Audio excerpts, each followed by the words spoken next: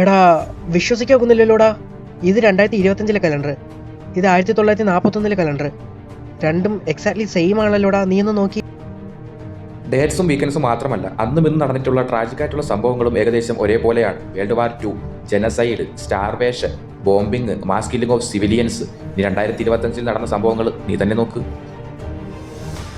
California fire, Mahakumbh Mela stampede, RCB stampede, Iran Israel war, train derailment, Ahmedabad plane crash. അതെ, ഏകദേശം ഒരേപോലെ. ഇതൊരു കോയിൻസിഡൻസ് ആണെന്ന് പറയാൻ കഴിയില്ല. കാരണം 1918 കലണ്ടറും 2019 കലണ്ടറും ഒരേപോലെ.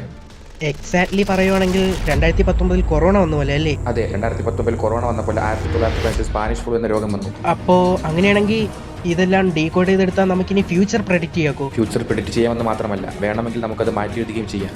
അപ്പം നീ പറഞ്ഞു വരുന്നതിന്റെ അർത്ഥം നമ്മളൊരു ടൈം ലൂപ്പിലാണെന്നാണ്? ടൈം ലൂപ്പിലാണെന്നല്ല, ആയിരിക്കാം. നിങ്ങൾക്കും തോന്നുന്നു?